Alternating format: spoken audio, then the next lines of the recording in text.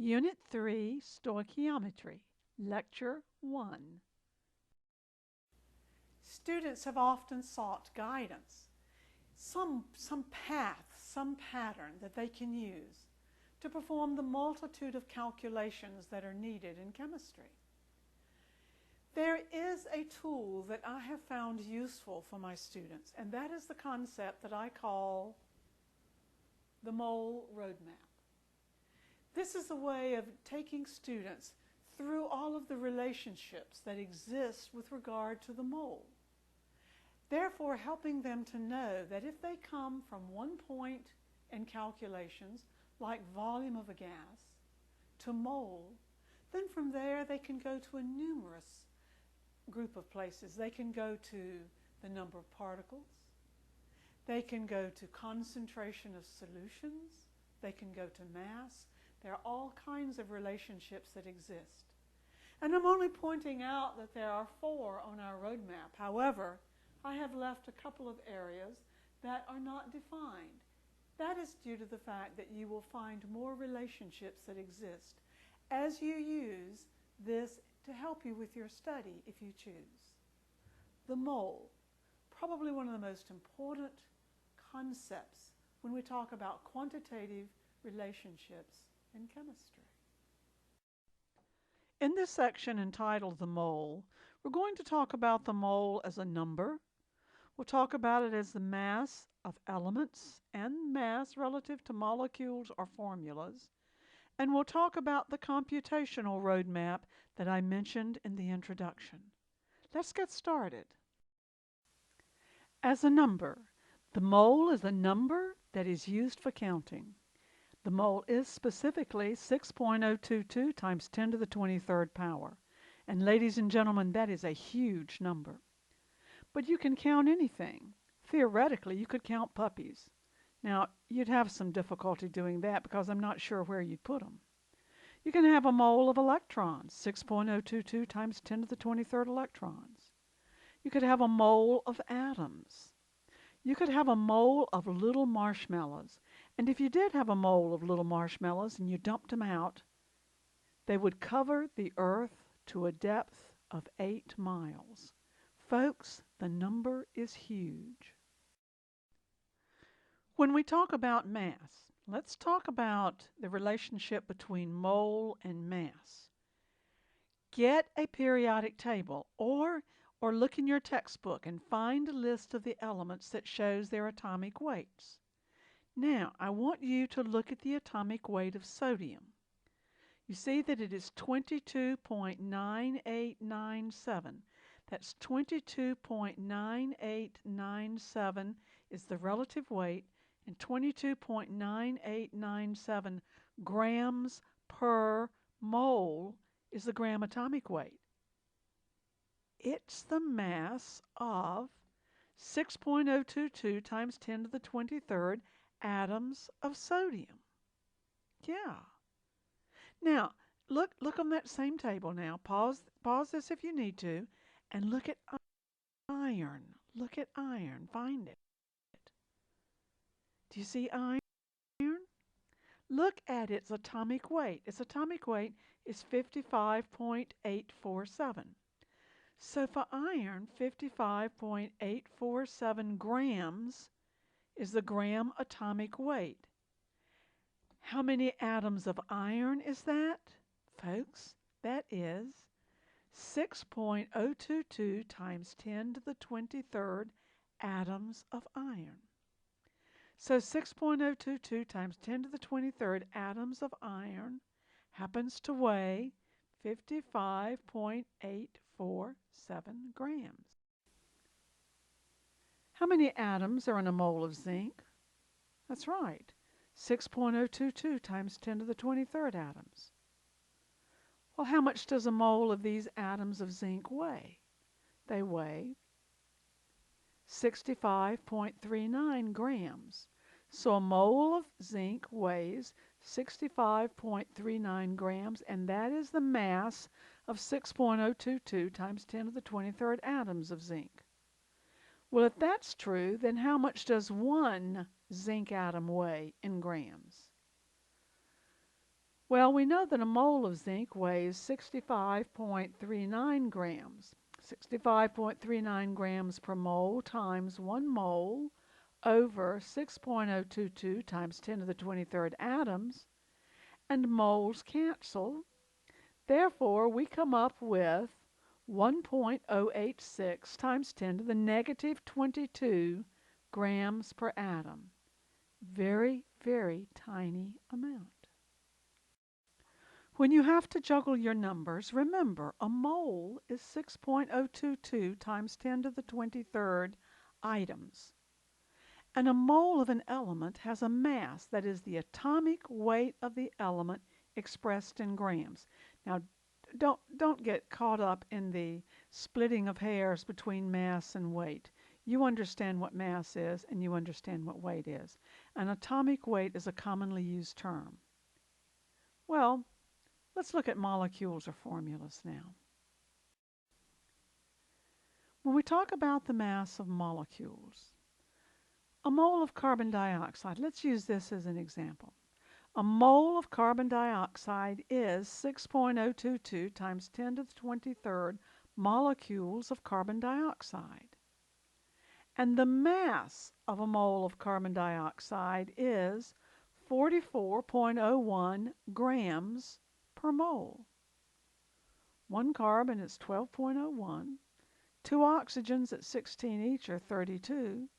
Add them up, that gives us the 44.01 grams per mole. Well, okay, got all of that? I know you've heard it before, but I just feel better reminding you.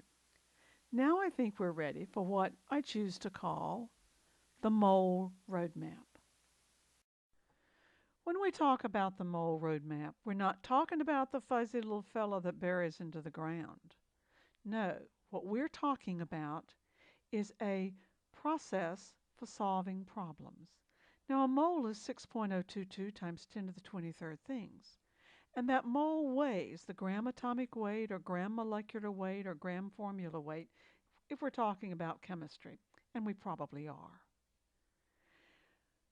It works as a roadmap like this. If we needed to find the weight of 25 items, for example, you wouldn't take off from here and go over to mass.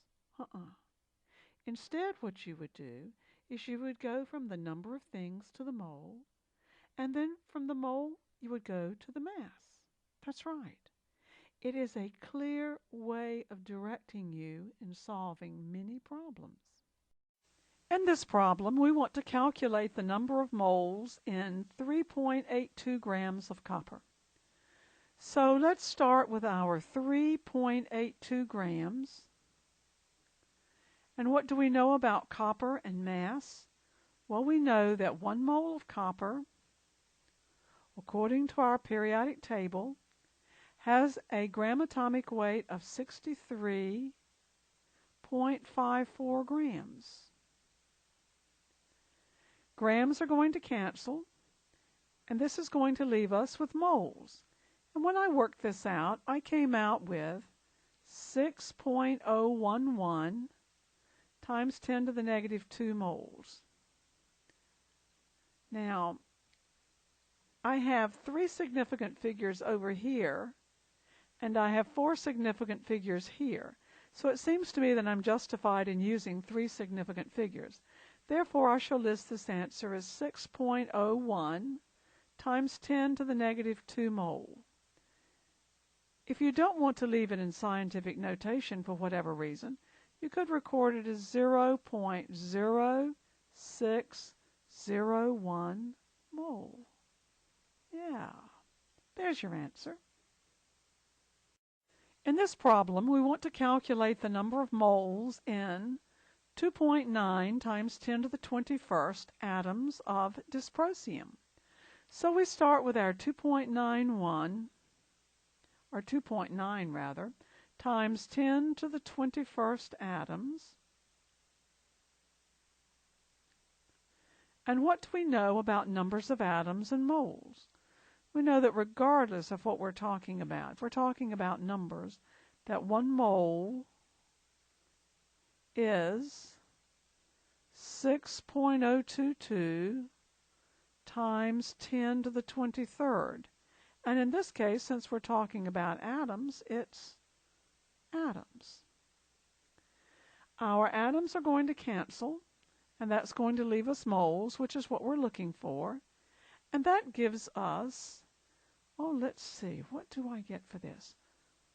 4.816 times 10 to the negative third mole. Yeah, 4.81. Now, I'm not justified in using that many significant digits. I'm only justified in using 2 significant digits from here and 4 from here. So I think my answer should only have 2. Therefore, I'm going to record this as 4.8 times 10 to the negative third mole, or if you will, 0.0048 mole of dysprosium. Yeah, that's right.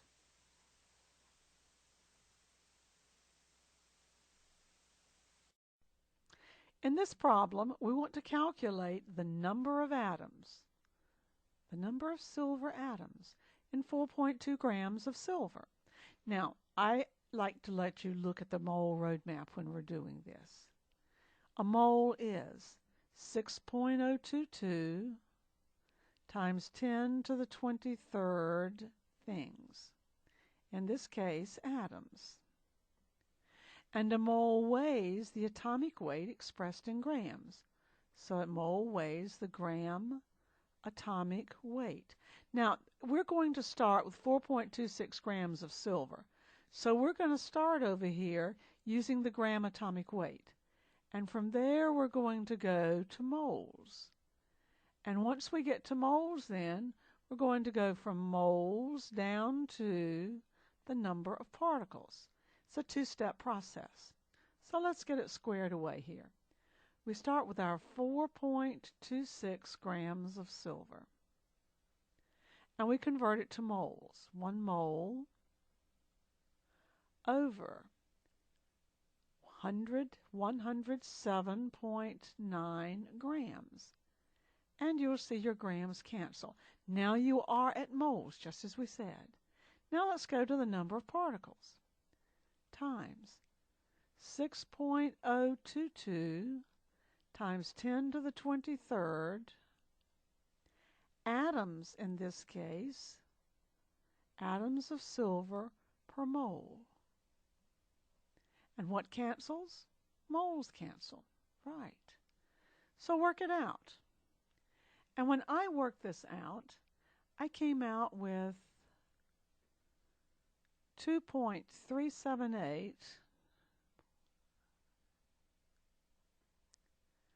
times 10 to the 22nd atoms. Now, folks, I'm not justified in using 4 significant digits there. I have 3 significant digits here, 4 significant digits here, 4 significant digits here, so I'm only justified in using 3 significant digits here.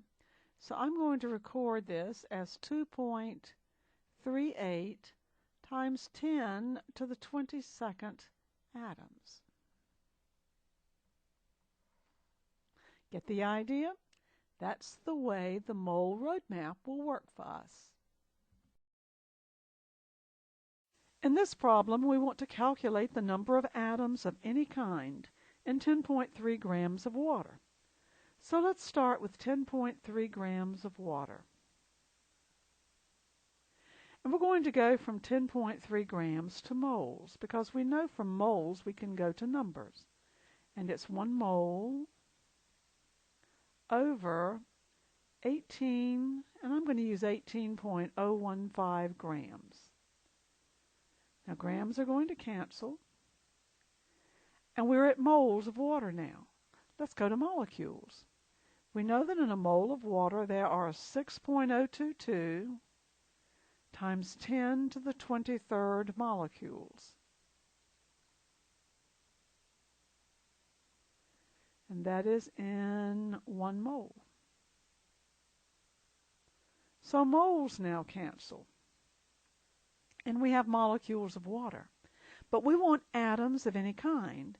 And in a molecule of water, which is H2O, there are 3 atoms per molecule. Molecules cancel, and this should leave us with atoms. So let's run this through and see what we get. When I ran it through my calculator, I came out with 1.033 times 10 to the 24th atoms. What did you get? Let's check significant figures.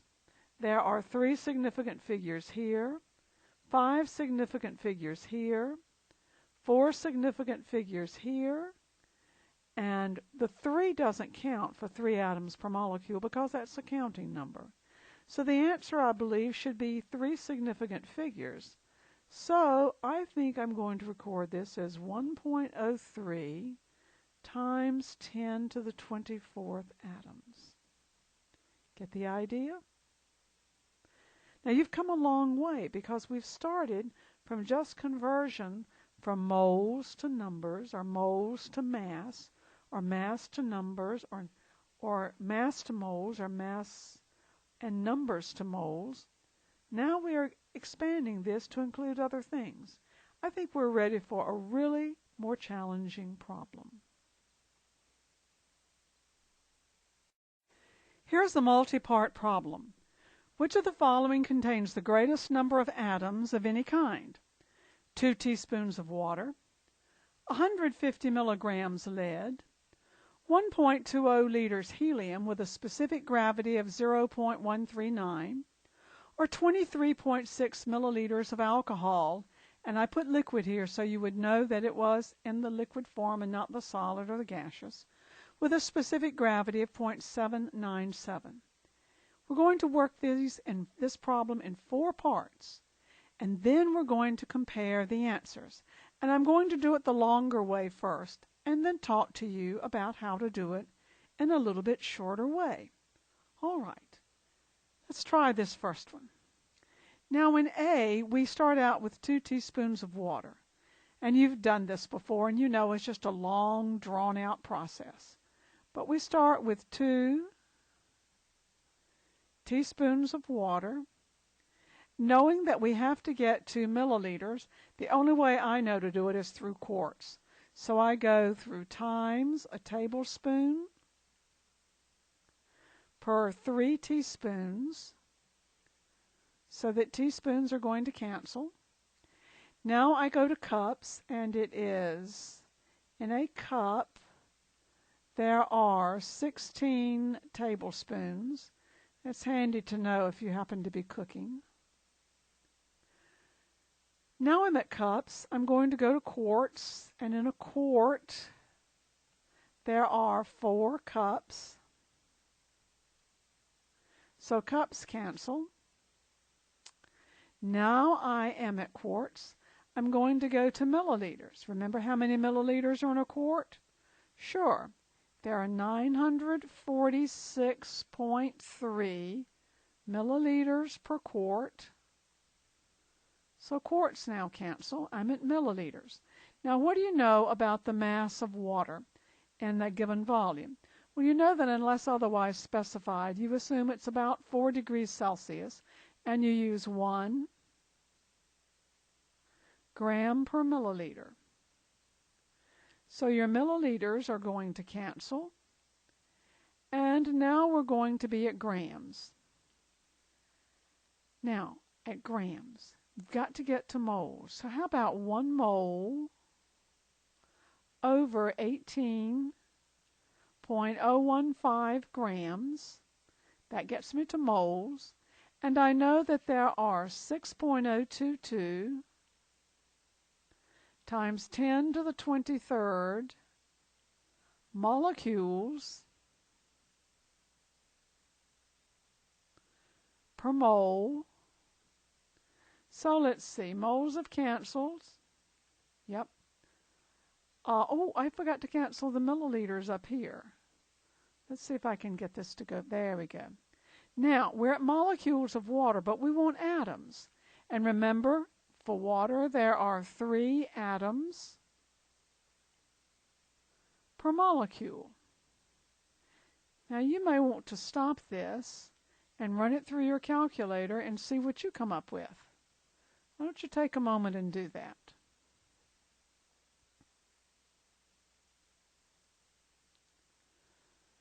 When I worked it out, I came out with 9.89 times 10 to the 23rd atoms.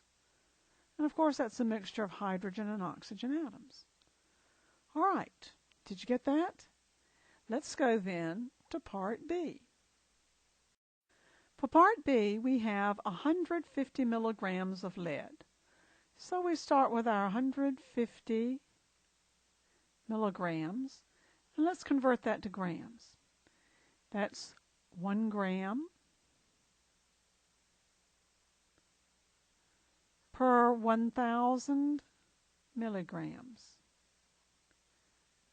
Or you could have said 1 gram per 10 to the 3rd milligrams. That would have worked nicely. And for lead, did you look up lead on your periodic table? It's 1 mole over 207.2 grams. And when I work that out, oh, wait, I've got to go to get to atoms. Yes. Times 6.022 times 10 to the 23rd atoms per mole. Let's see. Let's cancel. Milligrams will cancel milligrams. Moles will cancel moles. Grams will cancel grams. And I'm going to come out with atoms. And I run the calculation through, and this is what I get. I get 4.36 times 10 to the 20th atoms. 4.36 times 10 to the 20th atoms. All right, let's go to the next part. In this part of the problem, we're asked about helium, 1.2 liters of helium, having a specific gravity of 0.139. Do you remember the specific circumstances that exist when you're talking about the specific gravity of a gas? Well, the standard for a gas, what is it? Do you remember? The standard for a gas is air. And what is the density of air? Well, the density of air is 1.292 grams per liter. And the specific gravity of helium is 0.139. That means it's 0.139 times as dense as air. Now, with that in mind, let's work the problem. We start out with 1.2 liters of our helium. We take that and we multiply it by 1.292 grams per liter. That is the density of air, but helium only has the fraction 0.139 of that. Remember, that's its specific gravity. So what happens then at this point is your liters will cancel, and you're going to be left with grams of helium at this point, times 1 mole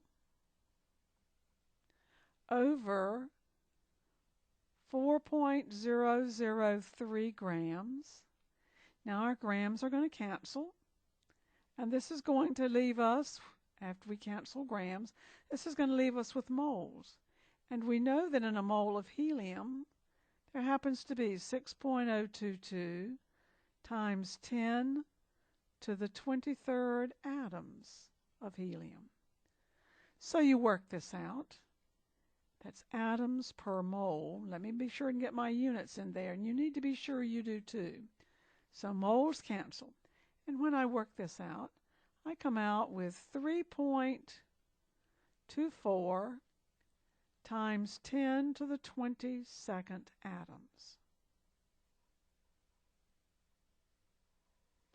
So that is the number of helium atoms that we would expect to be in 1.2 liters of helium, which happens to have a specific gravity of 0.139. In this last one, we have 23.6 milliliters of an alcohol with a specific gravity of 0.797. And do you recall that when we're talking about a liquid using the standard density of water as 1 gram per mil, that we can convert our specific gravity over to density by just putting the units on it. So it's 797 grams per milliliter, because the standard is 1 gram per milliliter. Now, we take our 23.6 milliliters times 0.797 grams per milliliter. Our milliliters are going to cancel. That's going to leave us with grams. Get that to moles, and it's 1 mole over, and when I add up those weights of carbon and hydrogen and oxygen, I get 46.069 grams. Grams are going to cancel. I now have moles, and it's times 6.022 times 10 to the 23rd molecules per mole. And moles will cancel. Now I have molecules, but I've got to get to atoms. Well, this particular molecule up here, this C2H6O, happens to have 2 carbons, 6 hydrogens, and an oxygen. This gives me 9 atoms per molecule. 9 atoms per molecule.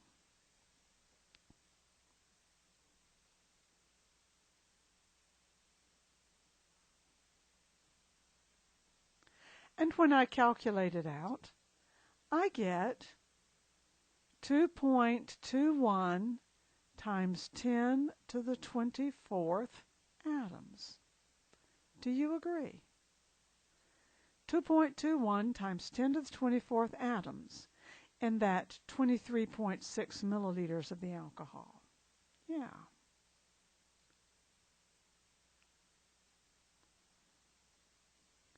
Make a correction right here where I inadvertently scratched through something. All right, now we're ready to go to the last part and compare our answers. As we look back over our answers, I believe the answer to Part A, or the number of atoms that we calculated in Part A, was 9.89 times 10 to the 23rd atoms.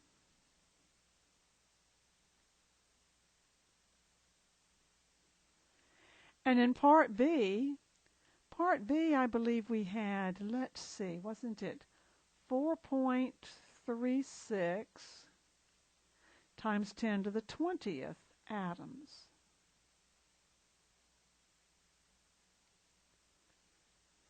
In Part C, with our helium, we had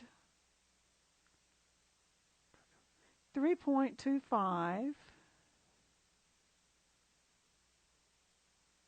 times 10 to the 22nd atoms.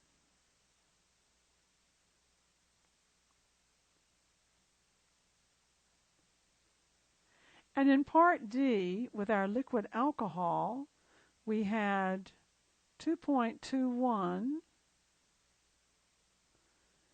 times 10 to the 24th atoms. So the correct answer then, I believe, is going to be answer D. What do you think? Yeah, answer D.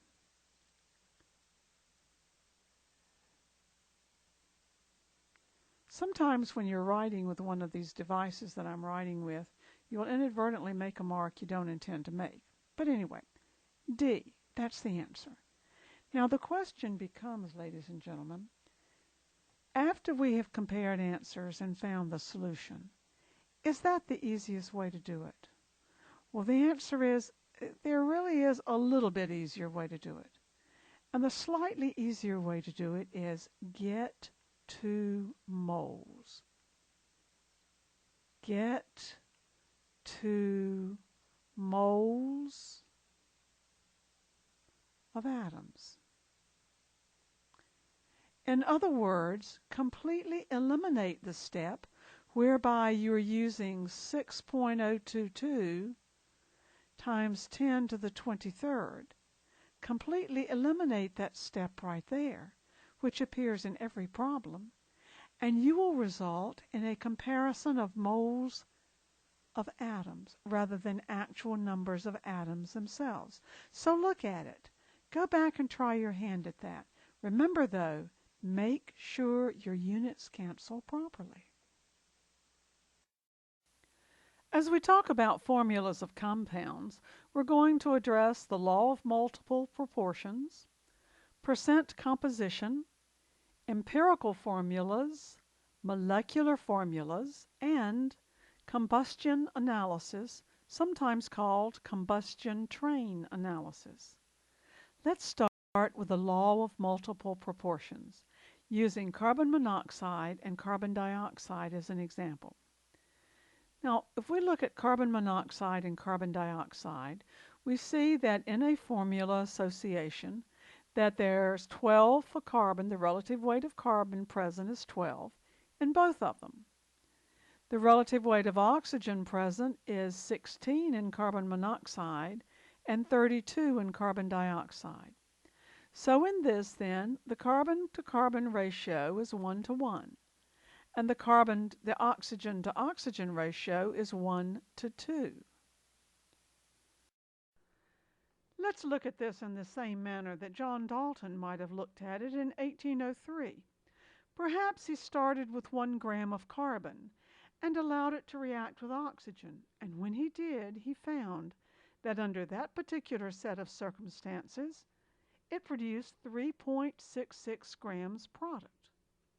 But when he did the same thing under other conditions, that 1 gram of carbon produced 2.33 grams of product. Now, what should he conclude? Well, let's look at the data and the way he may have manipulated it. According to his data, 1 gram of carbon, now that is a fixed mass that will be used in all of this. That 1 gram of carbon reacted with 1.33 grams oxygen. You see how we got that? Under one set of circumstances. Under the other set of circumstances, it reacted with 2.66 grams of oxygen. So the oxygen ratio reacting with the fixed mass of carbon can be found like this. We have 1.33 under one circumstance, 2.66 under another circumstance. Divide both of those by the smaller amount, and when we do, we have a ratio of 1 to 2. A ratio of 1 to 2 reacting with a fixed amount of carbon. Thus, possible formulas for the oxide of carbon could be, under circumstances A and B, if A were CO, then B would be CO2. Or if A were C2O2, B would then be C2O4. A could be C3O3 and B would be C3O6. So after thinking about this and looking at this and the results of many other experiments, he concluded, when the same 2 elements form more than one compound, a fixed mass of one element always combines with the second element, such that the ratio of the masses of the second element can always be reduced to small whole numbers, such as we saw here. 1.33 and 2.66 were the quantities reacting. Dividing them by the smaller of the 2 numbers, we see that the ratio is 1 to 2. In the next lecture, after we do a little interesting historical aside about John Dalton, we're going to use this kind of information, this kind of data, to help us determine chemical formulas from percent composition. a better way to teach and learn chemistry.